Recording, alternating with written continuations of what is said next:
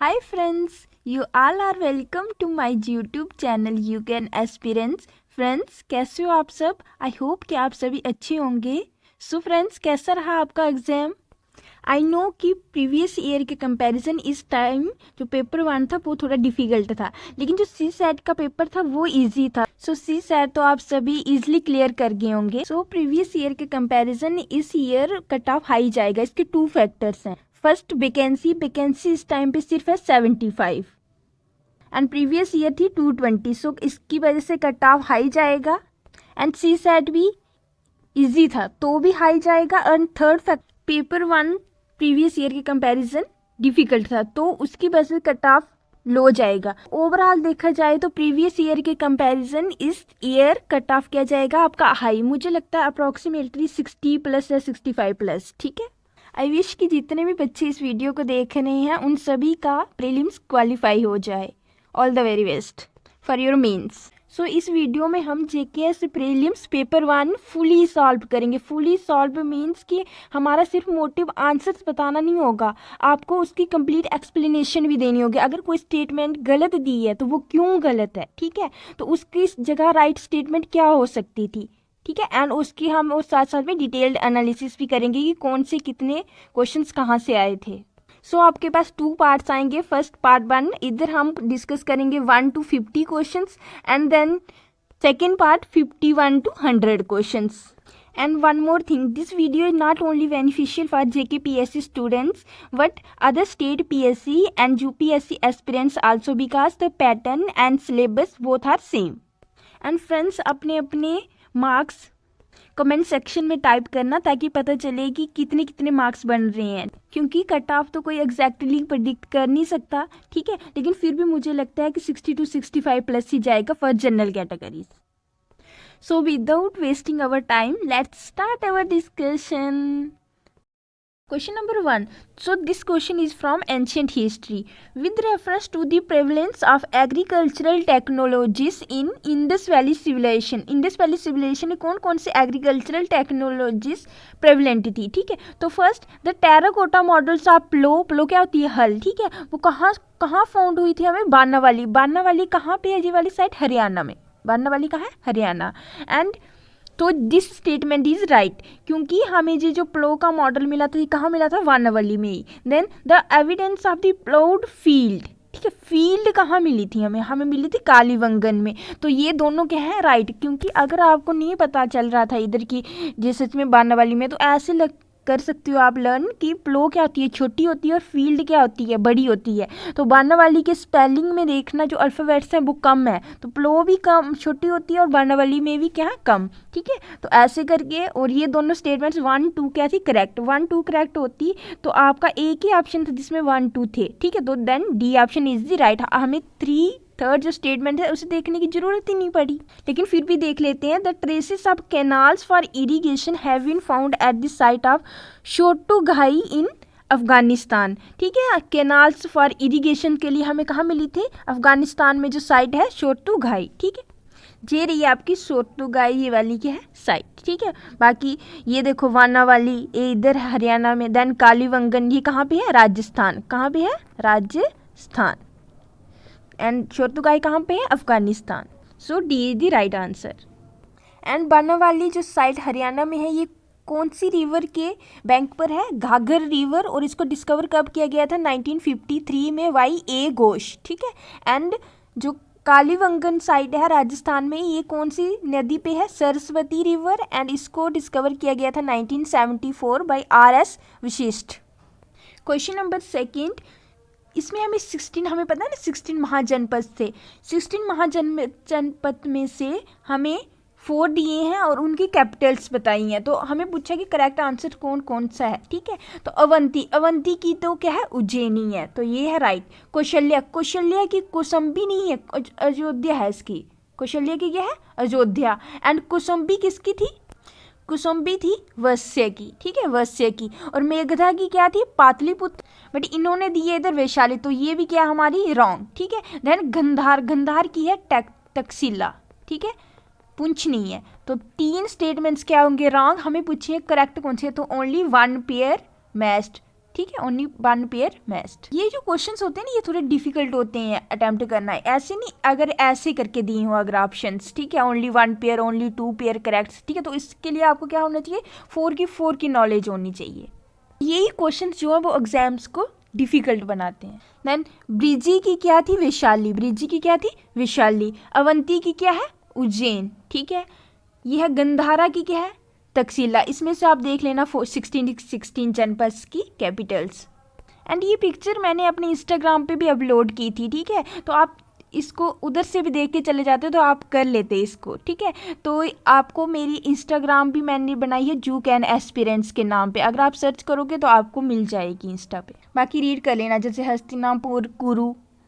Third, the term votive inscriptions refer to, क्या होती हैं जी, records of mysteries of women such as sati, gifts made to religious institutions, royal orders and decisions of the kings, accounts on sacrifice done by kings during their consecration ceremony। ये ऐसे question होते हैं जिनको छोड़ देना बेहतर होता है। अगर आपको आता है तो ठीक, अदरवाइज नहीं। इसका जो वी आंसर था वो था correct answer. Gifts made to religious institutions, इसको क्या बोलते हैं, votive inscriptions. Votive inscriptions are inscriptions that record gifts made to religious institutions. Question number 4, with reference to Harsha Empire, consider the following statements। हमें 2 statements दिए हैं और हमें बोला है करेक्ट आंसर कौन सा है। Harsha's administration had become more feudal and decentralized than Gupta Empire। yes, this is right statement, क्योंकि जो हर्षा का अंपायर था वो ज़्यादा डिसेंट्रलाइज्ड था, ठीक है, गुप्ता का थोड़ा क्या था, कम था, ठीक है। देन हर्षा डिसेंट्रलाइज्ड क्या होता है, जिसमें सेंटर के पास थोड़ी कम पावर है as comparison to local government. Then Harsha is credited with paying of cash to his officers differing from his ancient predecessors. नहीं, हर्षा जो था वो अपने ऑफिसर्स को कैसे पे करता था, बाई ग्रांटिंग लैंड, ठीक है, नॉट कैश। और बोल रहे हैं उसके एंशियंट प्रीडिसेसर्स, इसके एंशियंट, इससे पहले जो मोरियंस थे वो अपने ऑफिसर्स को कैसे पे करते थे, इन कैश, नॉट हर्षा, ठीक है। तो second statement is wrong, only A is the correct answer. Question number 5, with reference to social order during Satavahanas period. Satavahanas को और कौन से नाम से बोला जाता है, आंध्रास, ठीक है, आंध्रास। तो इन स्टेटमेंट्स दिए, हमें पूछिए correct statements. Satavahanas show traces of matrilineal social structure. Matrilineal और पैट्रिलिनियन में आपको डिफरेंस पता होगा। मैट्रिलिनियन मतलब कि जो मदर की आइडेंटिटी मिलती है, ठीक है, आगे बच्चों को ज़्यादातर, और पैट्रिलिनियन में मदर फादर्स से आइडेंटिटी मिलती है, ठीक है। तो सतवाहना में मैट्रिलिनियल सोशल स्ट्रक्चर था, indicating that mothers enjoyed much importance in their society which differs from north Indian kingdom. Yes, क्योंकि सतवाहना में बड़े सारे जो किंग्स थे, जैसे गौतमी पुत्र सतकर्णी। तो गौतमी क्या था, सतकर्णी के मदर का नेम था, तो गौतमी पुत्र सतकर्णी, तो मैट्रिलिनियल सोशल स्ट्रक्चर था। जैसे एक और किंग थे वशिष्ठी पुत्र सतकर्णी, तो उसकी मदर का क्या नाम था, Vasishthi. Then first is right. Then they were the first ruler, मतलब Satavahanas were the first ruler to make land grants tax free lands to Brahmins. Yes, Satavahanas ही वो फर्स्ट रूलर थे जिन्होंने ब्राह्मण्स को क्या दी थी, टैक्स फ्री लैंड्स गिफ्ट दी थी। तो C is the right answer, both 1 and 2। Question number 6, Santarakshita and Dipankara terms in medieval India were related to. तो these 2 are scholars of Buddhism in Pala dynasty. पाला डायनेस्टी के टाइम दिस 2 वर क्या थे, scholars of Buddhism, ठीक है। तो D is the right answer. Question number 7, match the following travellers in medieval India with respect to their dynasties. ये वाले travellers कौन कौन सी डायनेस्टी में विजिट किया था इन्होंने इंडिया में। सबसे पहले अल मसूदी। अल मसूदी क्या था, एक अरब मर्चेंट, जो कि कौन सी डायनेस्टी में उसने विजिट किया था, राष्ट्रकूटा डायनेस्टी में। और इन्होंने पूछा कि करेक्ट आंसर कौन कौन से पेयर मैच्ड हैं, तो राष्ट्रकूटा में किया था, तो ये तो हमारा हो गया रॉन्ग। देन सुलेमान, इसने किया था इन पाला डायनेस्टी में, ना कि राष्ट्रकूटा डायनेस्टी में, पाला डायनेस्टी में किया था, तो ये भी हमारा क्या आ गया, wrong. This 1 is also wrong. और सुलेमान कहाँ से आया था, ईरान से। कहाँ से आया था, ईरान से। देन मार्को पोलो, ये आया था इटली से, और पाला डायनेस्टी के टाइम पे नहीं आया था, ये आया था ककतिया डायनेस्टी डायनेस्टी, तो ये भी हमारा क्या हो गया रॉन्ग। देन अमीर खुसरो, अमीर खुसरो कौन से टाइम में था, अलाउद्दीन खिलजी के टाइम पे। तो खिलजी डायनेस्टी, खिलजी डायनेस्टी किसके अंदर आती है, दिल्ली सल्तनत के अंदर, और दिल्ली सल्तनत को क्या बोलते हैं, गजनविद।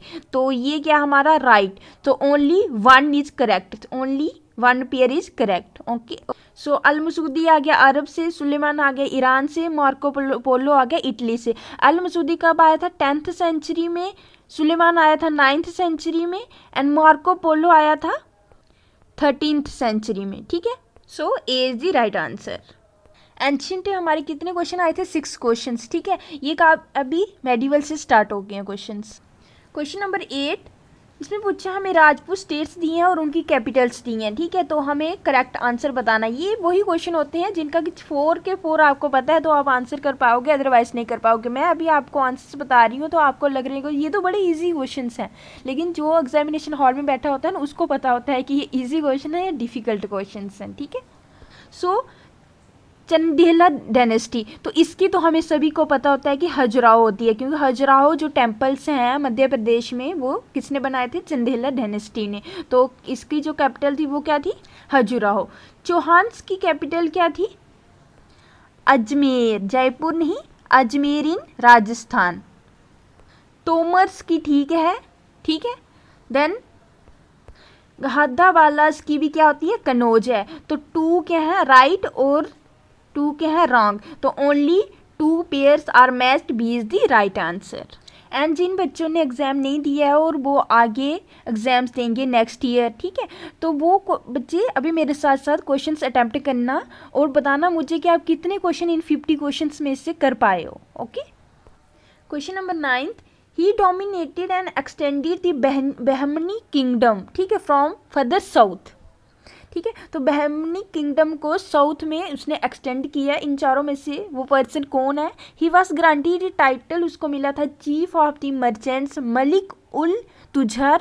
ही divided the kingdom into 8 provinces में उसने डिवाइड किया था। कौन से किंगडम को, बहमनी किंगडम। ठीक है, और प्रोविंसेस को क्या बोलते हैं हम, tarafs. He was also a great patron of arts, build a magnificent madrasa in the capital Bidar. Bidar को भी उसी ठीक है, विधार जो कैपिटल थी ना उसको भी उसने ही ऑक्युपाई करके बहमनी किंगडम में इंक्लूड किया था। तो कौन सा पर्सन है, तो इस पर्सन का नाम है महमूद गवन। ठीक है, ये जो पर्सन है इसने 23 ईयर्स तक एज ए प्राइम मिनिस्टर सर्व किया था अंडर 3 बहमनी किंग्स। ठीक है, सो महमूद गवन को ही चीफ ऑफ मर्चेंट्स बोलते हैं, मलिक उल तुजार बोलते हैं, इसने ही फर्दर साउथ तक एक्सटेंड किया था। ठीक है, विधार जो कैपिटल थी उसको भी किसने ऑक्युपाई किया था, बहमनी किंगडम के अंदर इंक्लूड किया था महमूद गवन ने। Then question number 10, one of the largest and most spectacular rock shelters is located in Vindhyan Hills,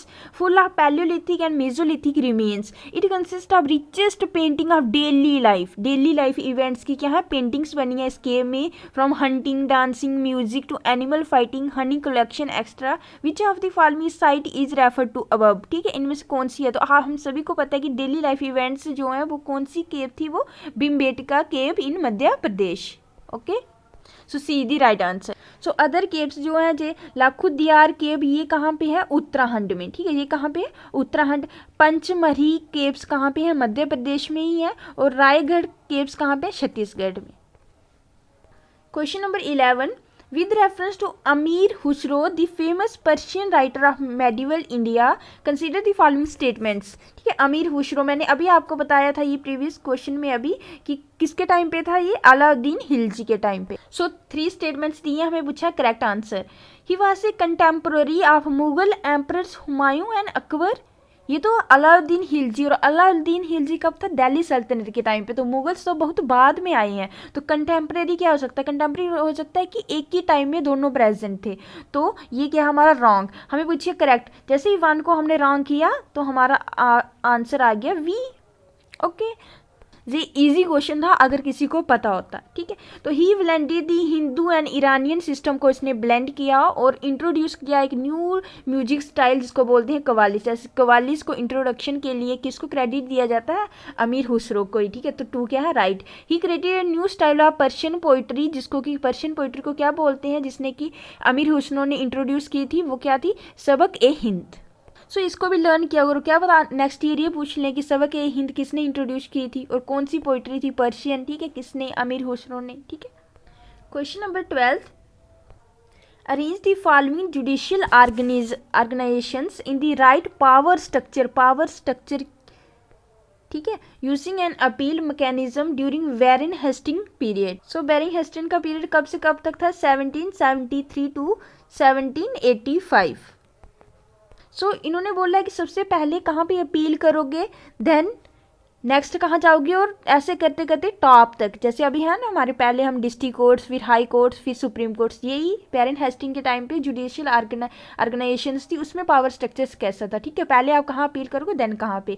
तो इसमें अगर आपको इतना सा पता है ना, तो ये सदर दीवानी अदालत होती है, इसको उस टाइम पे सुप्रीम कोर्ट बोला जाता था, ठीक है। जैसे सुप्रीम कोर्ट होती है ना वैसे थी। तो 2 तो सब में हाईएस्ट होगी, तो ये होगी टॉप में, तो सी तो नहीं होगा इसमें आंसर।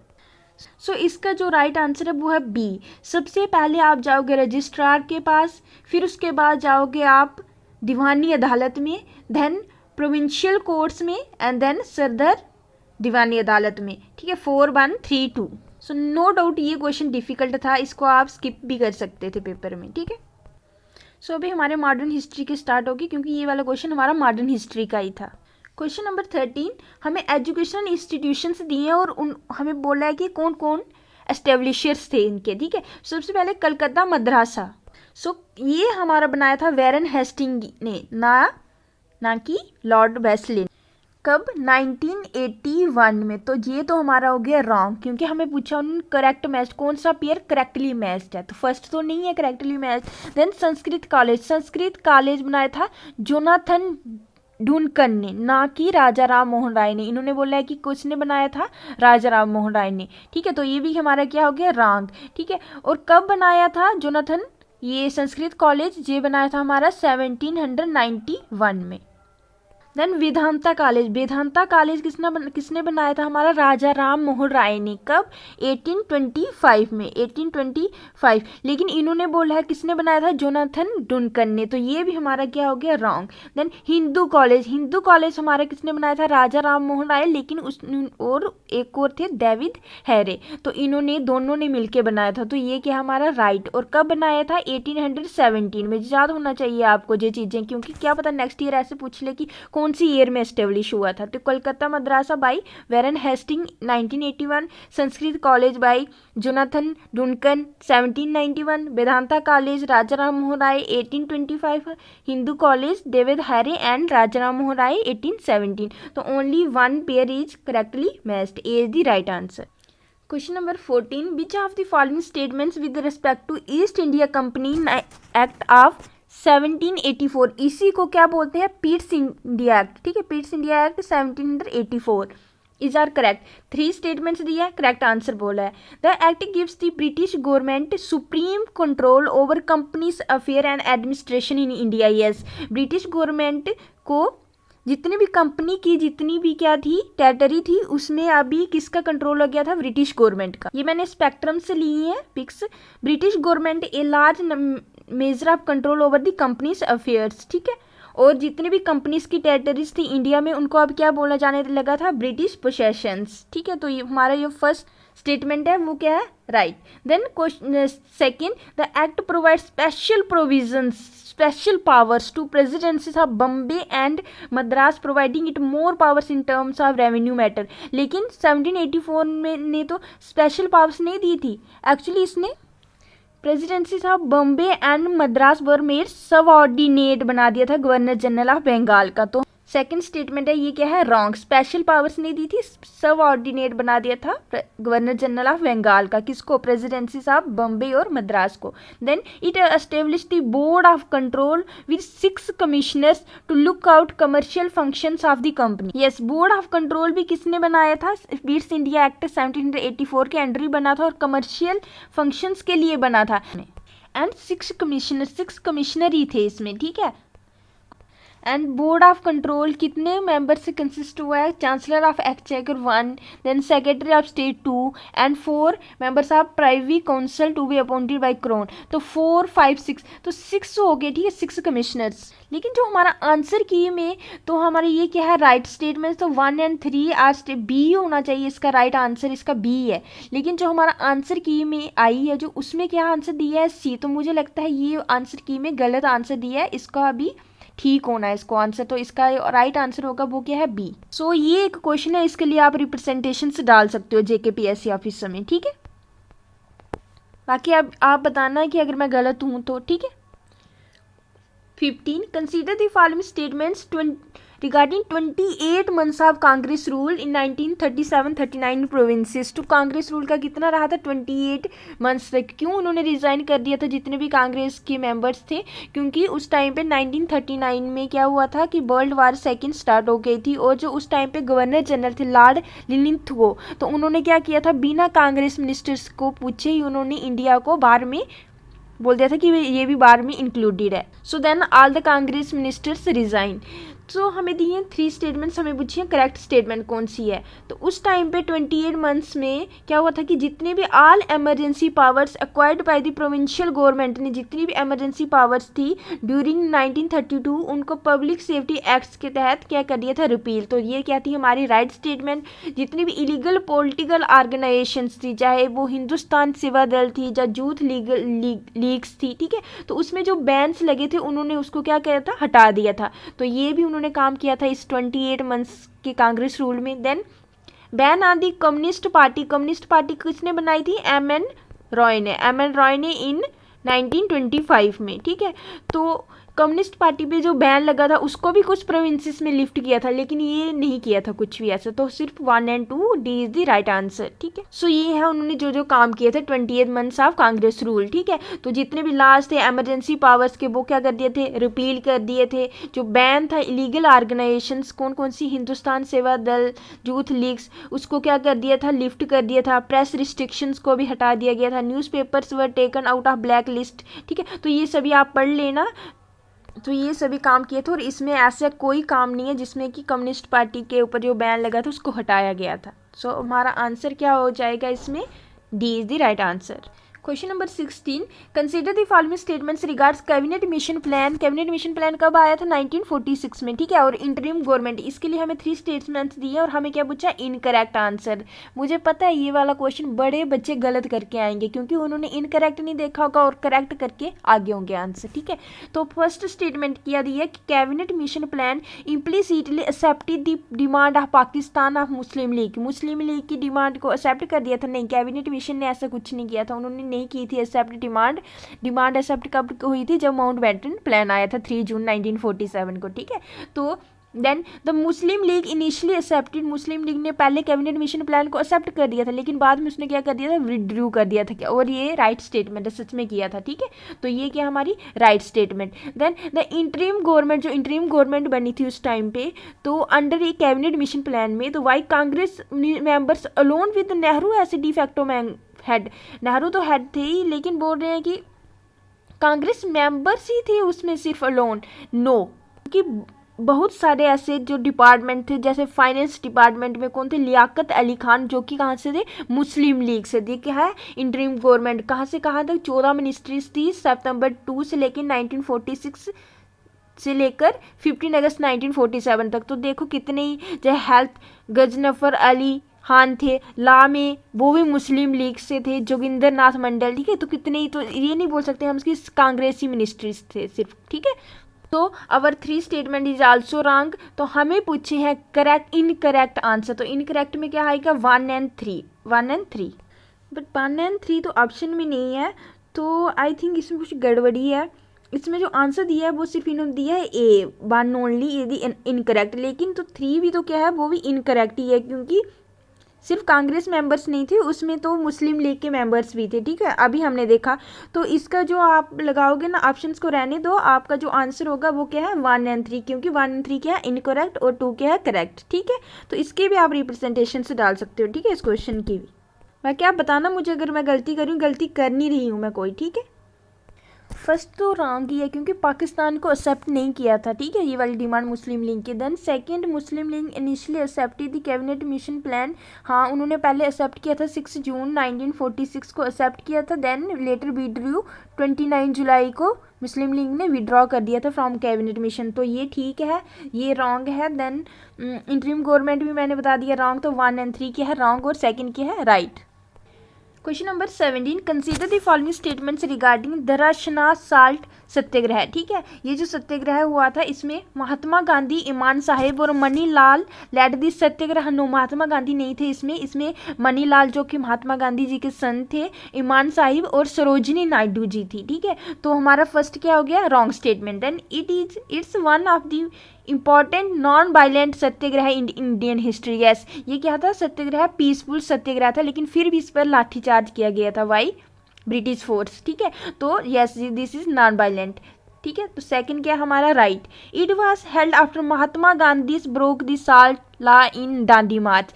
जैसे दांडी मार्च में दांडी में जो साल्ट लॉ को ब्रोक किया गया था वो किया था 12 मार्च से लेकिन 6 अप्रैल को। ठीक है, लेकिन ये जो दरासना में साल्ट सत्याग्रह हुआ था ये हुआ था 21 मई 1931। तो ये भी हमारा क्या है आफ्टर ही हुआ था, तो 3 भी क्या है राइट, 1 रॉन्ग। तो हमारा जो राइट स्टेटमेंट है वो है बी, 2 और 3 is the right answer.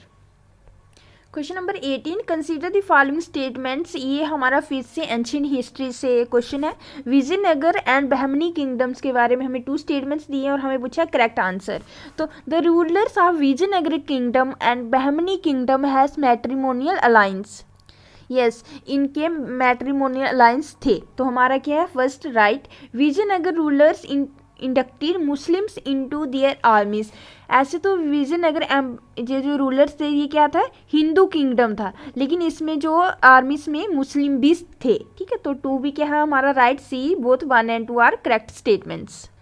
Question number 19, consider the following statements regarding important bhakti saints जो शंकरा, जिनको शंकराचार्य जी से बोलते थे, from Kerala and Ramanujacharya ji from Tamil Nadu. तो इनके बारे में हमें 4 स्टेटमेंट्स दिए हैं और हमें पूछा कौन कौन सी करेक्ट स्टेटमेंट्स है। Firstly both Shankara and Ramanuja are contemporaries and they believed in non dualisms, that is God and created world is one. ये तो ठीक है कि बिलीव करते थे, लेकिन कंटेम्प्रेरी नहीं थे। ठीक है, क्योंकि शंकराचार्य जी थे वो 788 में उनकी वॉर्न हुए थे और 820 में उनकी डेथ हो गई थी। ठीक है, तो और रामानुजाचार्य जी थे वो 1017 और 1118, तो कंटेम्प्रेरी हम नहीं बोल सकते। इसमें क्या हो गया कि फर्स्ट क्या होगी रॉन्ग। जैसे ही फर्स्ट हमने रॉन्ग की वैसे हमारा आंसर आ गया वी, 2, 3 और 4। 2, 3, 4 के हमारे राइट स्टेटमेंट्स हैं। देखते हैं, Shankaracharya ji argued that B forward, अगर हमें साल्वेशन अटेन करना है तो हम तभी कर सकते हैं अगर हमारा नॉलेज क्या होगा स्ट्रेंथन। ठीक है, तो हमारे नॉलेज को हमें और ज़्यादा ज्ञान प्राप्त करना पड़ेगा, ये शंकराचार्य जी का कहना था। देन रामानुजाचार्य जी क्या बोलते थे कि ग्रेस ऑफ गॉड, मतलब गॉड की जो कृपा है वो ज़्यादा इंपॉर्टेंट है देन नॉलेज। ठीक है, अबाउट हिम अगर सॉल्वेशन अटेन करना है, तो ये भी सही है, दोनों ऐसे ही बोलते थे। ठीक है, then Shankaracharya ji upheld the Vedas as the fountain head of true knowledge. ठीक है, वो शंकराचार्य से किसको बोलते थे वेदास को, और रामानुजाचार्य जी बोलते थे कि भक्ति का जो पाथ है वो क्या है बस open to all irrespective of their caste. तो ये तीनों स्टेटमेंट्स क्या हमारे राइट आंसर इज वी, 2, 3 और 4 ओनली।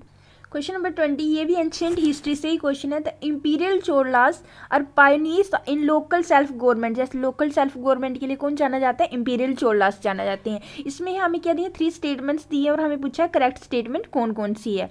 तो first, Uthiramerur inscriptions provide details of information and functions of village councils.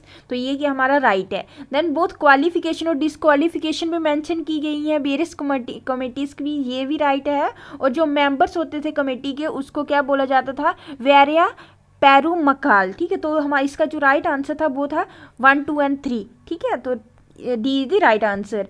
देखो इसमें क्या होता था, विलेज असेंबलीज में सवास होते थे, कमेटीज होते थे। जो विलेज को 30 पार्ट्स में डिवाइड किया जाता था और नॉमिनेट किए जाते थे उसके members from the village council.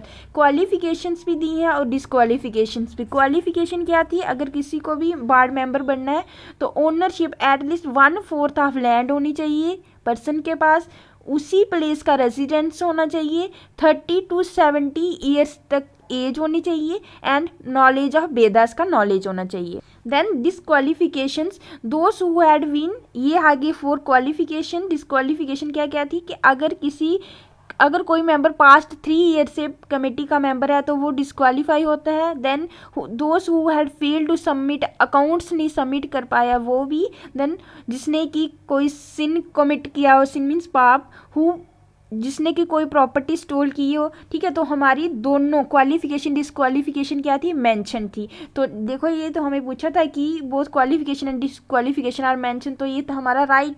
Then कि 2 इंस्क्रिप्शंस हैं, कौन कौन सा, प्रांताका और फाउंड कहाँ हुआ था, उत्तरे मिरूर में, ठीक है। तो यही हमें पूछा था फर्स्ट में, ठीक है, कि उत्तरा मिरूर इंस्क्रिप्शन हमें इंफॉर्मेशन और फंक्शंस बताते हैं, ठीक है। तो फर्स्ट भी ठीक था। देन उन्होंने बोला है कि जो कमेटी के मेंबर्स थे उनको क्या बोला जाता था, वैरिया पेरुमकाल। तो यही था हमारा थर्ड स्टेटमेंट से। तो तीनों की तीनों स्टेटमेंट्स हमारी होगी राइट। तो D is the right answer. तो मुगल पेंटिंग के रिस्पेक्ट में हमें 3 स्टेटमेंट्स दिए हैं और हमें पूछा है करेक्ट आंसर कौन सा है। First, the Daswanth and Basawan were 2 famous painters of Jahangir court. Jahangir के कोर्ट में नहीं थी ये, कब थे, अकबर के कोर्ट में, ठीक है। तो फर्स्ट हमारा हो गया रॉन्ग। जैसे ही फर्स्ट होता है रॉन्ग तो हमारा आंसर आ गया खुद ब खुद B, 2 and 3 are correct statements, ठीक है। तो मुगल पेंटिंग्स जो है वो क्लाइमैक्स पे कब पहुंची थी, अंदर जहांगीर, ये तो सभी को पता होता है। Then Aurangzeb's lack of interest in painting led to the dispersal of, Aurangzeb को इतना इंटरेस्ट नहीं था पेंटिंग में, इसलिए जो आर्टिस्ट थे वो अलग अलग जगह जाना स्टार्ट हो गए थे। Question number 22, consider the following statements regarding Tughlaq architecture, ठीक है। ये है मेडिवल हिस्ट्री से क्वेश्चन, ठीक है। तो तुगलक आर्किटेक्चर से हमें 3 स्टेटमेंट्स दिए हैं और हमें पूछिए करेक्ट स्टेटमेंट कौन सी है, ठीक है। The striking feature of the Tughlaq architecture was the sloping wall water. Yes, ये वाटर तुगलक आर्किटेक्चर में प्रेवलेंट था। वाटर सिस्टम मतलब कि ऐसे करके बाल्स बनाई जाती थी जिसकी की जो टॉप पोर्शन होता था उसकी जो विड्थ होती थी वो कम होती थी, लेकिन जो बॉटम वाला पोर्शन होता था उसकी विड्थ क्या होती थी, हाई, ताकि कि जो स्लोप जैसी बन सके, ठीक है। तो ये क्या है, 1 क्या है, right. Then the water is extensively used by Firoz Tughlaq ने नहीं यूज की गई थी, ये की थी मोहम्मद बिन तुगलक ने। Then Tughlaq generally used costly red sandstone. Tughlaqs नहीं यूज़ करते थे, ये तुगलक्स जो यूज़ करते थे वो करते थे जो चीप ग्रे स्टोन होता था, ठीक है, ग्रे स्टोन्स। लेकिन जो मुगल्स होते थे वो यूज़ करते थे कॉस्टली रेड सैंडस्टोन। तो ये क्या हमारा रॉन्ग, 2 इज आल्सो रॉन्ग, क्योंकि फिरोज तुगलक नहीं था, मोहम्मद बिन तुगलक। तो only 1 means C is the right answer. Question number 23, consider the following statements regarding article 31A। Article 31A की क्या दी है, 2 statements. It does not immunise the state law, जितने भी स्टेट लॉ हैं उनको इम्यूनाइज नहीं करता है, प्रोटेक्शन नहीं देता है, कहाँ, फ्रॉम जुडिशियल रिव्यू से। कब तक, जब तक कि वो जो लॉ है स्टेट का वो रिजर्व नहीं हो जाता फॉर प्रेसिडेंट्स की कंसिडरेशन के लिए, जहाँ फिर प्रेसिडेंट का उस पर सिग्नेचर नहीं हो सकते, तब तक क्या है कि उसको स्टेट लॉ पर भी हम जुडिशियल रिव्यूज कर सकते हैं। तो ये क्या हमारा 1 राइट, ठीक है। Then this article does not provide the payment of compensation at market value when the state acquires the land. जब कोई भी स्टेट गवर्नमेंट, कोई भी स्टेट मीन्स कोई गवर्नमेंट, ठीक है, एक्वायर करती है लैंड कौन से पर्सन से, वो पर्सन जिसने कि अपने पर्सनल कल्टीवेशन के लिए लैंड रखी थी, तो स्टेट जो है वो मार्केट वैल्यू पे उसको कंपनसेशन देगी। लेकिन ये बोल रहे हैं कि इस आर्टिकल के तहत स्टेट को does not provide the payment of compensation at market value. Does not नहीं हो सकता, डज हो सकता है, क्योंकि स्टेट को देना ही पड़ता है अगर कोई पर्सन जिसने पर्सनल कल्टीवेशन के लिए लैंड रखी है, ठीक है। तो ये क्या हमारा रॉन्ग, तो only A is the right answer, 1 only. Question number 24, which of the following directive principles were added after the adoption of constitution. Constitution के अडॉप्शन के बाद डीपीएसपीस ऐड किए गए हैं, तो कौन कौन से थे? ऐसे 5 डीपीएसपीस हैं जो कि कॉन्स्टिट्यूशन के बाद में ऐड किए गए थे। ठीक है, तो first the promote equal justice and provide free legal aid to the poor, yes ये बाद में ऐड किया गया था। Then to take steps to secure participation of workers की पार्टिसिपेशन होनी चाहिए in the management of industries, ये भी हमारा डीपीएसपी बाद में ऐड किया गया था।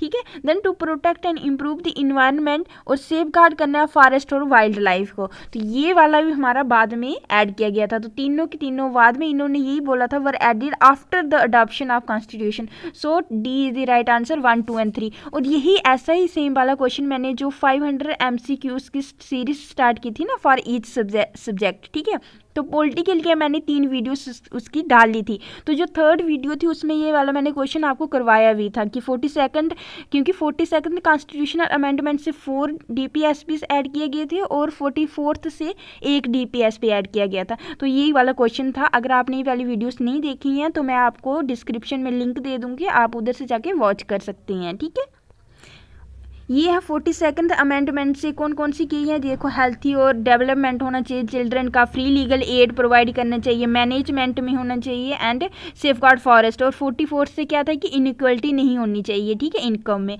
तो ये वाले ऐड किए गए थे हमारे, तो पढ़ लेना कौन कौन से ऐड किए गए DPSPs after the original constitution.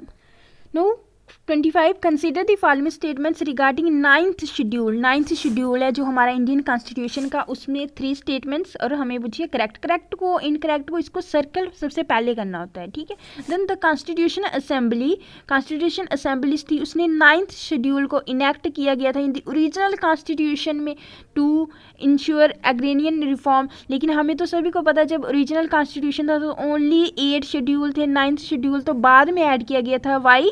First constitutional amendment act 1951 में, तो हम नहीं बोल सकते, तो ये क्या था ओरिजिनल कॉन्स्टिट्यूशन में नहीं था, तो फर्स्ट हमारा जैसे ही रॉन्ग होता है तो हमारा आंसर आ गया automatically B, 2 and 3 is the right.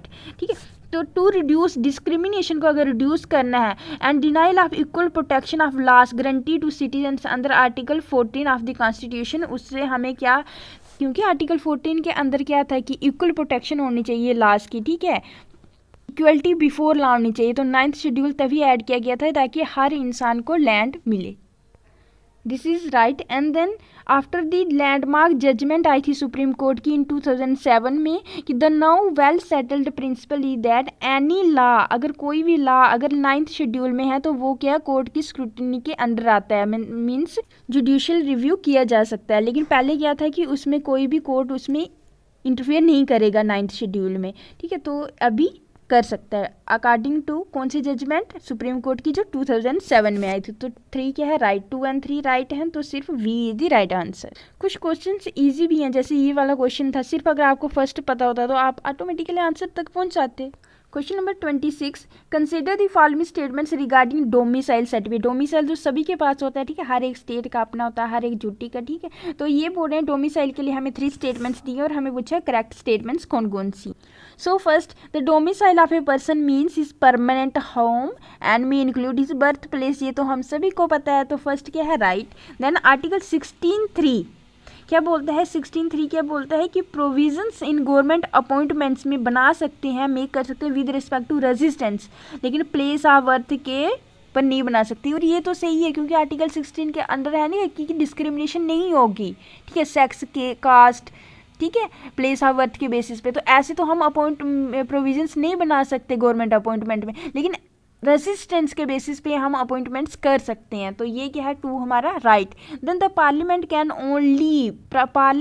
Only prescribe residence within state और union territory as a condition for certain employment appointments in that state और यूनियन टेरिटरी, लोकल अथॉरिटी और other authority within that state और union territory. सिर्फ parliament के पास ये power है कि वो किसी भी रेजिस्टेंट स्टेट के यूनियन टेरिटरी के लिए रिजर्व कर सकते हैं कोई भी एम्प्लॉयमेंट या अपॉइंटमेंट्स, तो ये क्या है हमारा 3 भी राइट है, तो तीनों की तीनों हमारी क्या है right statements, D is the right answer.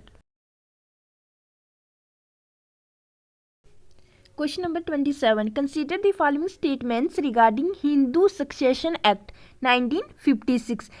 Hindu succession act 1956 के लिए हमें 3 स्टेटमेंट्स दी हैं और हमें पूछा है करेक्ट आंसर।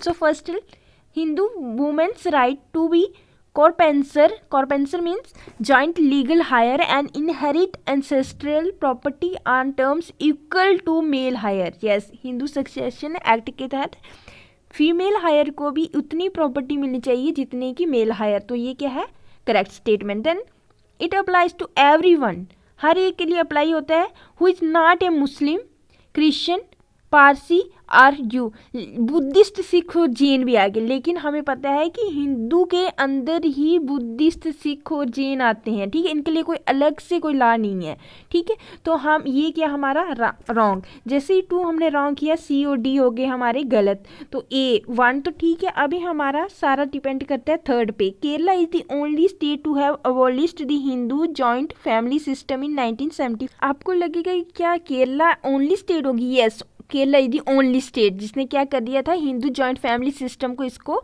अबॉलिश कर दिया गया था। तो ये क्या हमारा right, then B is the right answer. 1 and 3 are correct statements. Question number 28, consider the following statements regarding the president's pardoning power in USA. India की बात नहीं कर रहे हैं, ये कर रहे हैं यूएसए में जो प्रेसिडेंट के पास पार्डनिंग पावर होती है, पार्डनिंग मतलब क्षमा करना, ठीक है, माफ़ करना, वो जो पावर है उसके रिलेटेड हमें 3 स्टेटमेंट्स दिए और हमें करेक्ट आंसर पूछा है। तो फर्स्ट, ऑल प्रेसिडेंट्स, जितने भी प्रेसिडेंट्स होते हैं यूएसए के, उनकी क्या पावर है, उनको grant reprieves pardons for offences against United States, लेकिन except in the case of impeachment. अगर प्रेसिडेंट के खिलाफ इम्पीचमेंट चल रहा है तो फिर वो पार्डन प्रेसिडेंट नहीं कर सकते। तो ये कि हमारी राइट स्टेटमेंट है, ठीक है। Then the power applies to both federal crimes and state crimes. लेकिन जो इस अमेरिका में क्या होता है, फेडरल के लिए अलग अलग कोर्ट्स होती हैं और स्टेट के लिए अलग कोर्ट्स होती हैं। तो ये हमारा है रॉन्ग, प्रेसिडेंट सिर्फ कौन से कर सकते हैं, जो फेडरल क्राइम्स होते हैं, ठीक है। Then those pardon by the president, जिनको उन पर्सनस को जिसको कि प्रेसिडेंट के यूएसए के प्रेसिडेंट ने पार्डन कर दिया है, cannot be tried under the loss of individual states. ऐसा कुछ नहीं है, जो अलग अलग स्टेट्स हैं वो अलग से उस पे के ऊपर केस चला सकती हैं, ठीक है। तो ये भी क्या हमारा wrong statement, only 1 is the right answer. Question number 29, consider the following statements regarding preventive detention law. Preventive detention, ठीक है, ये क्या होता है कि प्रिवेंटिव डिटेंशन इन्वॉल्व्स डिटेनमेंट, किसी भी पर्सन को क्या करना, हिरासत में ले लेना of a person to keep him her from committing future, ताकि वो फ्यूचर में कोई क्राइम नहीं कमिट कर सके, या फिर वो फ्यूचर में कोई प्रोसिक्यूशन हो रहा है उससे एस्केप ना कर सके। तो यही डेफिनेशन होती है प्रिवेंटिव डिटेंशन की। तो 1 क्या हमारा करेक्ट, हमें करेक्ट ही पूछा है उन्होंने। Then Article 22(3)(b) of the Constitution allows the preventive detention and restrictions on personal liberty for state security and public order reasons. Thus, Article 22 किसके साथ डील करता है, अरेस्ट एंड डिटेंशन के साथ। तो ये क्या हमारा right. Then Bengal Regulation 3rd of 1818 and Revolt Act of 1919 were enacted to empower the government to arrest anyone for preventive detention. Yes, इसका तो आपको नहीं पता होगा कि बंगाल रेगुलेशन में किया था नहीं किया था, लेकिन हम सभी को पता है कि रिवॉल्ट एक्ट ऑफ 1919 में गवर्नमेंट ने प्रिवेंटिव डिटेंशन के से अरेस्ट बड़े पर्सन्स किए थे, ठीक है। तो ये क्या हमारा राइट स्टेटमेंट है। तो D is the right answer. 1, 2 and 3 all 3 are right statements. Then consider the following statements regarding article 371 के अंदर 10 स्टेट्स हैं ऐसी जिनको क्या किया गया, स्पेशल स्टेटस मिला गया है। तो बोल रहे हैं कि 371A के अंडर कौन सी होती है। अगर आप इसको पूरा भी नहीं पढ़ो, जिसने अगर ए पता होगा ना वो पहले ही लगा के आ जाएगा नागालैंड, ठीक है। तो ये देख लेना कौन कौन सी स्टेट्स हैं। It says that in some matters the act parliament relating to the matters would not apply to the state unless, जब तक कि स्टेट लेजिस्लेटिव असेंबली डिसाइड नहीं करती to include those laws that may interfere with customs, social practices extra and ownership of their land. It interest the governor of the state with special responsibility for law and order in that state. तो कौन सा था, नागालैंड, ठीक है, ये देख लेना आप। Question number 31, consider the following regarding legislative councils. जो लेजिस्लेटिव काउंसिल्स होती हैं स्टेट्स में, उसके रिलेटेड हमें 4 स्टेटमेंट्स दिए हैं और हमें पूछा है कि कौन कौन से स्टेटमेंट्स, कितनी स्टेटमेंट्स राइट करेक्ट हैं, ठीक है। तो इस establishment is defined under article 169 of the constitution, तो ये है हमारा right. Then the strength of the legislative council should not exceed 1/3 of the total member of the legislative assembly. Legislative assembly के 1/3 से ज़्यादा लेजिस्लेटिव काउंसिल्स में members नहीं होने चाहिए और 40 से लेस भी नहीं होने चाहिए, ये भी हमारा क्या है राइट। देन 1/6 जो है मेंबर्स वो नॉमिनेट करेंगे गवर्नर, ये भी हमारा क्या है राइट। ये देखो लिखा है ना इन्होंने कि 1/6 are nominated by the governor, ठीक है। ये आप देख लेना कि कौन कौन कैसे कैसे इलेक्ट करता है लेजिस्लेटिव काउंसिल्स के मेंबर्स, ठीक है, manner of election. Then legislative councils are subjected to dissolution, 1/3 of their members retire every second year. ये तो ठीक है, लेकिन डिसॉल्व नहीं किया जा सकता लेजिस्लेटिव काउंसिल्स को, ठीक है। तो ये हमारा है रॉन्ग, ये तो हमने ठीक दिया था इन्होंने, ठीक है, डिसॉल्व नहीं किया सकता, वो सिर्फ लेजिस्लेटिव असेंबली या फिर लोकसभा को डिसॉल्व किया जा सकता है। तो 4 क्या था हमारा करेक्ट, हमारी कितनी इनकरेक्ट, हमारी कितनी स्टेटमेंट्स करेक्ट हैं 1, 2 and 3, only 3 statements are correct. 32 tender vote क्या होता है, ठीक है। तो कोई ऑप्शन क्या आती है कि वो वोट जो कोई अनदर पर्सन कास्ट करता है on behalf of visually challenged person, या this refers to a vote cast by any person even after another person has already voted, or to a cast by another person on behalf of army personnel, या फिर vote cast by the person whose name is not an electoral roll. ये तो नहीं है, तो इसका answer क्या है B. This tender vote is that vote जो कि कास्ट किया जाता है by a person even after another person has already voted. Means कि हमारे पास 4 टाइप के वोट्स होते हैं, ठीक है। कौन कौन से होते हैं, challenge vote, tender vote, proxy vote and test vote. Challenge vote जो होता है वो क्या होता है कि जब भी कोई पर्सन, ठीक है, अगर किसी पर्सन को शक हुआ है कि ये जो दूसरा पर्सन वोट कर रहा है इसके पास कोई डॉक्यूमेंट नहीं है, जी गलत पर्सन है, तो वो जो रजिस्ट्रार जो भी होता है उस टाइम पे उसके लिए शिकायत कर सकता है, तो उसको बोलते हैं चैलेंज वोट। फिर भी उसको अलो कर दिया जाता है कि आप दे दो वोट, ठीक है, जिसके ऊपर शक भी है, ठीक है। Then tender vote, tender vote वो होता है कि जब हम, जैसे मैं गई, ठीक है, तो आगे मेरे नाम पे किसी ने वोट कर दिया है पहले क्या, ठीक है, तो उस टाइम पे मुझे अलो कर दिया जाएगा कि आप भी वोट डाल दो, लेकिन वो वोट क्या होगा कि मेरे नाम का पहले से ऑलरेडी डल गया, तो वो किसने डाला है, तो जो मैं वोट डालूंगी ना उसको बोलते हैं टेंडर वोट, ठीक है। देन थर्ड वोट होता है प्रॉक्सी वोट, जैसे वो आर्मी के पर्सन्स होते हैं, वो कहीं और रहते हैं लेकिन उनकी कॉन्स्टिट्यूएंसी में क्या चल रही होती है, इलेक्शंस, तो उनके बिहाफ पे अगर कोई डालेगा तो उसको बोलते हैं proxy vote. And test vote क्या होते हैं, जब हम ईवीएम में क्या करते हैं कि वोट डालते हैं तो उसके बाद एक पर्ची निकलती है, लेकिन ऐसा लगता कभी कभी क्या होता है कि जिसको हमने वोट डाला होता है पर्ची उसके नाम की नहीं आती, किसी और के नाम के आ जाती है, तो उसको बोलते हैं हम टेस्ट वोट, ठीक है। So C B is the right answer.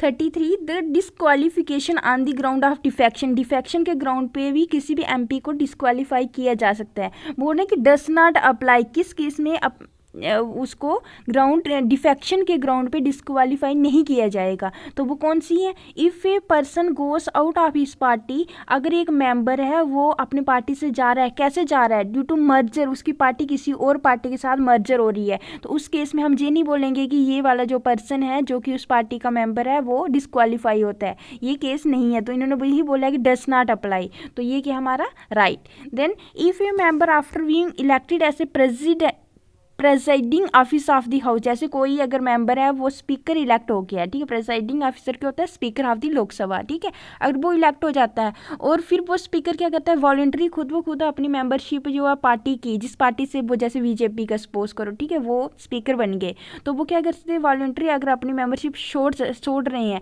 या फिर अगर उनका ऑफिस का टर्म खत्म हो गया उसके बाद वो फिर से रीजॉइन कर रहे हैं अपनी पार्टी, तो उस टाइम पे उस मेंबर को, उस प्रिसाइडिंग ऑफिसर को हम ये नहीं बोल सकते कि ये डिस्क्वालीफाई करो इसको on the ground of defection, तो यही है डस नॉट अप्लाई, इधर भी अप्लाई नहीं होता, फर्स्ट सेकंड दोनों के यहाँ राइट, क्योंकि इन दोनों पे अप्लाई नहीं किया जा सकता ये जो डिस्क्वालिफिकेशन का लॉ है on the basis of defection, ठीक है। तो 1 and 2 both C and 1 and 2 are correct answer, C is the right answer.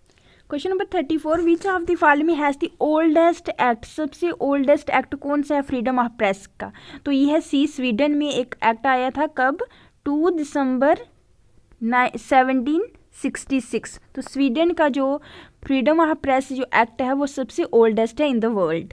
Then question number 35, consider the following statements regarding real estate appellate tribunal. ठीक है, इसके लिए जो tribunal बनी है रियल एस्टेट के लिए, उसमें हमें 3 स्टेटमेंट्स दिए हैं और हमें पूछा है करेक्ट आंसर कौन सा है। तो सबसे पहले आप ना थर्ड को फर्स्ट सेकंड पढ़ के, अगर आप जैसे ही थर्ड पढ़ोगे, the tribunal is bound by rules and procedures of the civil procedure code and Indian evidence act. लेकिन हमें पता है कि इंडिया में जितनी भी ट्रिब्यूनल्स होती हैं वो बाउंड नहीं होती हैं इनसे, वो नेचुरल जस्टिस भी प्रोवाइड कर सकती हैं। ठीक है, तो ये हमारा जैसे ही रॉन्ग हुआ ऐसे ही हमारा आंसर आ गया ए, वन ओनली ए दी राइट आंसर। तो पढ़ लेते हैं, हम जो चेयरमैन होते हैं ना वो जज होने चाहिए हाई कोर्ट के, ठीक है, इस ट्रिब्यूनल का। देन चेयरमैन और मेंबर्स होते हैं वो रीअपॉइंटमेंट के लिए एलिजिबल नहीं होते हैं। ठीक है, नहीं होते हैं क्योंकि one is the right answer. सिर्फ जज होने चाहिए, अपॉइंटमेंट के लिए नहीं होते हैं चेयरमैन और मेंबर्स। और थर्ड, ठीक है, then A is the right answer. Question number 36, consider the following statements regarding GST council. GST council होती है, उसमें क्या होता है, स्टेट होती है और सेंटर। ठीक है, स्टेट और सेंटर दोनों मिलके क्या करते हैं, कोई भी लॉ बनाना हो तो उसको वो पास कर। जो स्टेट की पावर होती है वो होती है 2/3 और सेंटर की होती है 1/3। और अगर कोई भी लॉ पास करना है तो उसके लिए 3/4 मेजॉरिटी चाहिए होती है। तो इसमें बोल रहे हैं कि ये सिंपल मेजॉरिटी से of the members present in voting shall take every decision of the council. Simple majority नहीं है, मैंने कितनी बताई आपको, 3/4, तो ये हमारा हो गया wrong. Then second, the vote of the central government and state government shall weigh 1/3 of the total votes each case. ठीक है, कास्ट ईच, दोनों की नहीं, मैंने अभी बताया कि स्टेट की होती है 2/3 मेजॉरिटी और इसकी सेंटर की कितनी वोटिंग पावर होती है, वोटिंग पावर, ठीक है, 1/3। तो दोनों क्या होगी, रॉन्ग। तो हमें पूछा उन्होंने कि करेक्ट कौन सी है, एक भी करेक्ट नहीं है, D, neither 1 nor 2। Question number 37, based on the essential commodities act 1955 any action, अगर कोई भी हम एक्शन ले रहे हैं ऑन इम्पोजिंग स्टॉक लिमिट, ठीक है, शैल बी बेस्ड किसके पर बेस होगा, price rise and order for regulating, अगर स्टॉक लिमिट को रेगुलेट कर रहे हैं कोई भी ऑर्डर से, ऑफ एनी एग्रीकल्चरल प्रोड्यूस में भी इशूड, इस एक्ट के अंडर हम उसको इशू कर सकते हैं only if there is a 100% increase in the retail price of horticulture produce. Yes, और हॉर्टिकल्चर प्रोड्यूस के रिटेल प्राइस में कितनी % इंक्रीज होती है, 100%। Yes, then 50% increase in retail price in non perishable agricultural food stuffs. ठीक है, अगर इनमें क्या होती है 50%, तो दोनों की दोनों राइट है, सी इज द राइट आंसर। ये ऐसा क्वेश्चन होता है जिसको कि आप स्किप कर सकते हैं। ठीक है, अगर आपको आता है तो करोगे, अदरवाइज नहीं करोगे। 38, consider the following regarding the national e Vidhan application. ठीक है, एक ऐप बनी है NeVA app, it will help the members to carry out e Vidhan Sabha पहले लग रहा है आपको। ठीक है, it will help the members to carry out their duties in the house efficiently in the paperless manner।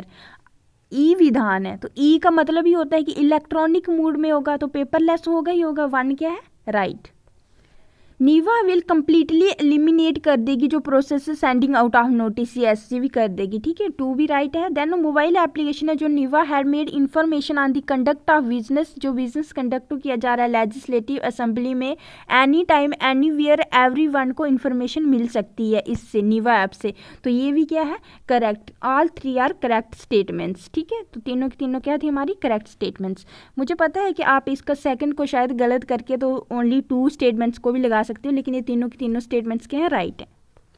39, consider the following regarding the flag code of India है जो 2002 का, उसको अमेंड किया गया 30 दिसंबर 2021 में। उसके रिलेटेड हमें 3 स्टेटमेंट्स दिए हैं और हमें पूछी हैं करेक्ट स्टेटमेंट्स कितनी हैं। ठीक है, the flag is displayed, flag को डिस्प्ले किया जाएगा इन ओपन और displayed on the house of the member of public, it may be phloem day और नाइट। ये आपको लगेगा कि डे एंड नाइट, अगर किसी ने पढ़ा ना ये फ्लैग कोड तो वो कर लेगा इजीली आंसर, लेकिन डे एंड नाइट तो डे एंड नाइट दोनों कर सकते हैं। ये है फ्लैग कोड ऑफ इंडिया, इसके जो साइलेंट फीचर है इधर लिखा भी है, जो अगर फ्लैग डिस्प्ले किया जाएगा किसी भी ओपन और डिस्प्लेड में तो हाउस ऑफ मेंबर जो पब्लिक उसको फ्लोन किया जाएगा डे एंड नाइट। तो ये क्या था हमारा right statement. Then a member of the public या फिर प्राइवेट ऑर्गेनाइजेशन का कोई मेंबर है या फिर किसी एजुकेशनल इंस्टीट्यूट का है तो वो होस्ट करेगा, डिस्प्ले करेगा national flag on all days. कौन से डेज पे? किसी भी ओकेजन पे, सेरेमोनियल या अदरवाइज। तो ये भी क्या था हमारा टू राइट। सेकंड है ना, लिखा है कि मेंबर है पब्लिक प्राइवेट, इसको पढ़ लेना, ठीक है, ये लिखा है इन्होंने। देन नो अदर फ्लैग और bunting should be placed higher than or even side by side with the national flag। ये तो हमें सभी को पता है कि ऐसा नहीं हो सकता। तो ये भी क्या था हमारा करेक्ट, तीनों की तीनों करेक्ट थी। All the statements are correct, C is the right answer. Salient features of flag code of India 2002, इनको अच्छे से पढ़ लेना, रीड कर लेना एक बार, okay. Question number 40, consider the following statements regarding minority status. The minority status religious के बेसिस है, लिंग्विस्टिक कम्युनिटी के, वो क्या है स्टेट डिपेंडेंट। स्टेट क्या है? डिपेंडेंट। तो ये क्या था हमारा राइट स्टेटमेंट, क्योंकि रिसेंटली सुप्रीम कोर्ट ने बोला था कि जो भी माइनॉरिटी स्टेटस है रिलीजियस और लिंग्विस्टिक कम्युनिटी का, वो क्या है state dependent. Then second, religious or linguistic community which is a minority है in a particular state में can inherently claim protection and right to administer and run its own educational institutions under article 29 and 30 of the constitution। तो this is also the right statement, ठीक है, इसको read करना। so our answer क्या आ जाएगा? C, both 1 and 2, क्योंकि हमें पूछा है correct statements. Question number 41, consider the following statements. Statement 1 and statement 2 हमें ये दिए हैं, ठीक है। Defamation is a reasonable restriction है on the fundamental right to freedom and speech and expression under article 19(1)(a। तो डिफेमेशन क्या है? एक रिस्ट्रिक्शन हो सकती है कि जो फंडामेंटल राइट है हमारा freedom of speech and expression under article 19(1)(a। Yes.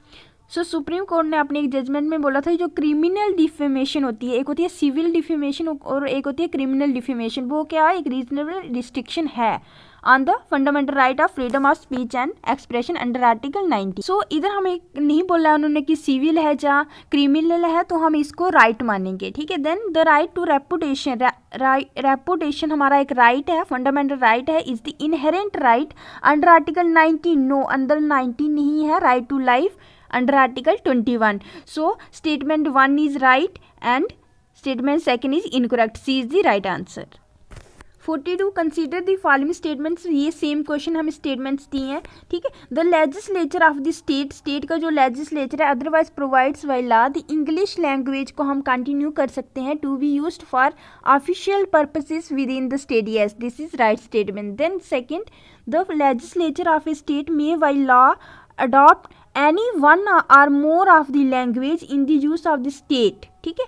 Hindi को भी यूज़ कर सकते हैं as a language to be used for all or any of the official purposes of that state. दोनों की दोनों स्टेटमेंट्स क्या है? राइट। तो इसका जो राइट आंसर है वो है A, both statement 1 and statement 2 are correct and statement 2 is the correct explanation of statement 1। Question number 43, consider the following statements regarding payment infrastructure development fund, ठीक है। पेमेंट इंफ्रास्ट्रक्चर डेवलपमेंट फंड जो है वो उसके related हमें 3 statements दिए हैं, हमें पूछा है कि करेक्ट आंसर कौन सा है। The ministry of finance set up this fund to encourage the adoption and deployment of point of scales devices. पहले तो ये गलत है, क्यों? क्योंकि मिनिस्ट्री ऑफ फाइनेंस नहीं है, कौन है? RBI, reserve bank of India ने अनाउंस किया है ये, ठीक है, पेमेंट इंफ्रास्ट्रक्चर डेवलपमेंट फंड। तो this is incorrect. Then second, this fund will be governed through an advisory council और उसको मैनेज किया जाएगा RBI के। So this is correct statement because the fund will be governed through advisory council and will be managed and administered by the RBI. Then third, the fund has been created to encourage the adoption of point of scale machines by businesses in all states including north eastern states। मुझे पता है इसमें भी आपको confusion हो सकती है first में भी, ठीक है। तो ये क्या है हमारा नॉर्थ ईस्टर्न स्टेट्स के लिए भी इंक्लूडेड, दिस इज, ठीक है, north eastern states. So third भी क्या है? राइट। 2 and 3 राइट, 1 क्या है? रॉन्ग। तो हमारा वी क्या हो गया? Right answer, 2 and 3 only.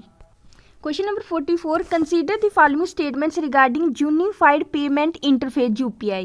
First statement दिया है कि जो UPI is a real time payment system, yes, with A transfer limit of 1 lakh per transaction. इधर आप फंस सकते हो, ठीक है, तो ये राइट है। देखो UPI जो 2.0 है उसमें ट्रांजैक्शंस की कितनी लिमिट है? 1 लाख पर transaction, So this is right. Then second, in addition to current and saving accounts, customers can link their overdraft accounts to UPI 2.2 के साथ ओवरड्राफ्ट अकाउंट्स भी लिंक कर सकते हैं कस्टमर. सो यस, NPCI ने अनाउंस किया है कि UPI 2.0 will allow customers to link their overdraft accounts to UPI. So this is also true. 3, customers can pre-authorize a transaction and pay at a later date in UPI. मतलब authorize पहले करेंगे और पे बाद में कर सकते हैं. Yes, UPI introduces one-time mandate facility that allow customers to pre-authorize transactions and make payments later. तो ये भी क्या हो गया हम third statement right. Then fourth, according to NPCI, customers can check the invoice the merchant sent before making payment. Payment करने से पहले इनवाइस को चेक कर सकते हैं कस्टमर. यस, कस्टमर्स को अलो किया जाता है कि वो रिव्यू करेंगे invoice sent by the merchant before making the payment. So fourth is also right. तो 44 का डी हो गया answer. All the statements are correct statement. ये हमारे इकोनॉमी के क्वेश्चंस चल रहे हैं. ठीक है, 45 हमें स्टेटमेंट्स दिए हैं गिफ्ट सिटी के रिलेटेड 3 स्टेटमेंट्स. तो हमें पूछा कि करेक्ट कौन कौन सा है. गिफ्ट सिटी जो है इंडिया की first international financial services centre है under special economic zone act 2005. तो ये क्या है हमारा राइट. ठीक है.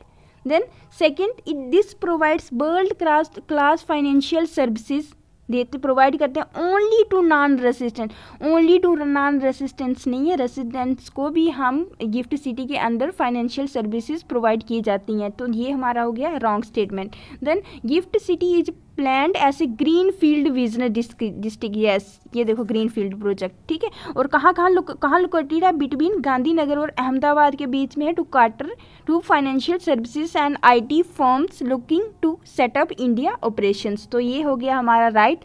तो हमें पूछिए correct answer 1 and 3 C the right answer. 46, consider the following statements regarding the inverted duty structure. ठीक है, इन्वर्टेड ड्यूटी स्ट्रक्चर क्या होता है, वेयर द इम्पोर्ट ड्यूटी होती है जो फिनिश्ड गुड पे वो लो होती है compare to import duty on raw materials जो यूज किए जाते हैं प्रोड्यूसिंग सच फिनिश्ड गुड्स. तो यस, ये कि हमारा राइट स्टेटमेंट है. And inverted duty structure refers to situation where low tariffs are imposed on finished goods while higher tariffs are applied on raw materials. ठीक है. Then it increases domestic manufacturing by making it more competitive.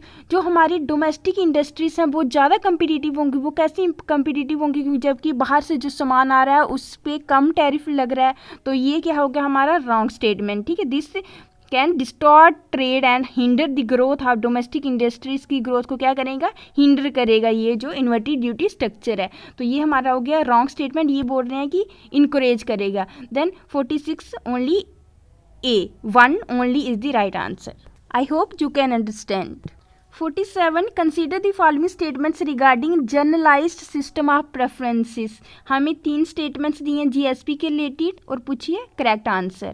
The only countries that grant GSP are USA, European Union and Russia. ये हमारी wrong statement, क्योंकि 15 countries हैं जो grant करती हैं GSP. तो आप देख लेना कौन कौन सी है. Russia, United Kingdom, United States of America, European Union तो हैं, लेकिन बाकी भी Armenia, Australia, Kazakhstan, Japan, Iceland. ठीक है, लेकिन हमारा इंडिया नहीं है इसमें. GSP ग्रांट नहीं करता है, GSP लेता है इंडिया. ठीक है, जैसे ही हमने फर्स्ट को क्रॉस कर दिया वैसे हमारा आंसर आ गया A, 2 ओनली. तो हमारा सिर्फ 2 क्या है राइट. द ऑब्जेक्टिव क्या है GSP के, टू गिव डेवलप्ड सपोर्ट. वो जितनी भी पुअर कंट्रीज हैं उनको सपोर्ट करना है बाई प्रमोटिंग एक्सपोर्ट्स. प्रमोट करें from them into developed countries में. ठीक है, एक्सपोर्ट प्रमोट करना है कहाँ पे, डेवलप्ड कंट्रीज में. किसको, डेवलपिंग कंट्रीज को. Developing countries means poor countries को. ठीक है, मोस्ट फेवर्ड नेशन और GSP क्या सिमिलर है, नहीं ये सिमिलर नहीं होते हैं, ये डिफरेंट. ये अभी आपने देखना है कि MFN क्या होता है, मोस्ट फेवर्ड नेशंस कौन से होते हैं, और GSP क्या होता है और उसमें क्या डिफरेंस है. ठीक है, तो ये हमारा wrong, only 2 is the right answer A. 48, which of the following biotic conservation region is not included in green AG project. Green AG project में इनमें से नहीं है इंक्लूडेड, तो वो है Sundarbans landscape. D is the right answer. So क्या होते हैं ग्रीन एजी प्रोजेक्ट, इनका क्या एम होता है to catalyse sustainable transformation of India's agriculture without compromising the countries की जो फूड सिक्योरिटी और फार्मर्स की इनकम है उनको कंप्रोमाइज़ किए बिना सस्टेनेबल ट्रांसफॉर्मेशन करनी है इंडियन एग्रीकल्चर की। सो राइट आंसर क्या है इसका, Sundarban landscape, Similipal, Corbett Rajaji और चंबल लैंडस्केप क्या है, इंक्लूडेड है किसमें, ग्रीन एजी प्रोजेक्ट में। Then 49, an infrastructure investment trust is a collective investment scheme similar to mutual fund which enables direct investment करनी है मनी की किसके द्वारा, इंडिविजुअल या इंस्टीट्यूशन इन्वेस्टर्स के द्वारा इन इंफ्रास्ट्रक्चर प्रोजेक्ट्स में, ताकि वो भी थोड़ा सा स्मॉल पोर्शन इनकम का वो रिटर्न में ले सकें। तो कौन सा ट्रांसपोर्ट सेक्टर है वो प्लानिंग कर रहा है कि वो इंफ्रास्ट्रक्चर इन्वेस्टमेंट ट्रस्ट सेटअप करेगा, तो वी रोडवेज ऐसा सोच रहा है, ठीक है, तो B is the right answer. 50, consider the following statements regarding over the top platform, OTT platform के रिगार्डिंग हमें दिए 3 स्टेटमेंट्स और हमें बताना है correct answer. The first dependent OTT platform India का कौन सा था, इंडियन प्लेटफॉर्म बिग फ्लिक्स है, और इसको किसने लॉन्च किया था, रिजर्व एंटरटेनमेंट इन 2008, तो ये था हमारा राइट स्टेटमेंट, ठीक है। देयर इज नो रेगुलेटरी, कोई रेगुलेटरी मैकेनिज्म नहीं है गवर्नमेंट ऑफ इंडिया के द्वारा ऐसे प्लेटफॉर्म के लिए, लेकिन in they function under the ministry of information and broadcast के अंडर जितने भी OTT प्लेटफॉर्म्स हैं ये वर्क करते हैं, तो ये भी हमारा क्या है राइट स्टेटमेंट, कोई रेगुलेटरी मैकेनिज्म नहीं है इसका, ठीक है। Then each platform that has signed the self regulation code, जिसने भी प्लेटफॉर्म ने सेल्फ रेगुलेशन कोड को साइन किया है, क्रिएटेड बाय द इंटरनेट और mobile association of India, will also उनको क्या करना पड़ेगा, सेटअप करना पड़ेगा consumer complaints department and internal committee भी उनको सेटअप करनी पड़ेगी, किनको, जिन्होंने सेल्फ रेगुलेशन कोड में साइन किया है उस प्लेटफॉर्म को, ठीक है। तो तीनों के तीनों स्टेटमेंट्स क्या हमारे राइट, तो D is the right answer, 1, 2 and 3 are correct statements. So जहाँ होते हैं हमारे 50 क्वेश्चंस कंप्लीट, पार्ट सेकेंड में हम डिस्कस करेंगे नेक्स्ट 51 to 100 क्वेश्चंस, ठीक है। तो अभी आप मुझे कमेंट सेक्शन में बताओगे कि आपको इन 50 क्वेश्चंस में से कितने क्वेश्चंस आते थे आपको, ठीक है, और कितने आप करेक्टली आंसर कर सकते थे। और ये भी बताना कि पेपर क्या है, डिफ़िकल्ट है या फिर मॉडरेट है या इजी है। मेरे हिसाब से तो मॉडरेट टू डिफ़िकल्ट कैटेगरी में आएगा ये वाला क्वेश्चन पेपर। एंड अगर आपको ये वीडियो इन्फॉर्मेटिव लगी है और अच्छी लगी है तो आप अपने फ्रेंड्स के साथ भी शेयर करना, ताकि वो भी बेनिफिट ले सकें, एंड लाइक ज़रूर करना। बाकी जितने भी स्टूडेंट्स हैं जिनके 65+ या 60+ बन रहे हैं, वो मेंस के लिए प्रिपरेशन अपनी स्टार्ट कर दो। All the very best. I wish कि आप फाइनल लिस्ट में अपना नाम देखो, एंड अपने अपने जो जितने भी स्कोर्स बने हैं आपके इस प्रीलिम्स पेपर में वो कमेंट सेक्शन में टाइप करना ना भूलें। Till then take care, have a nice day, bye bye bye.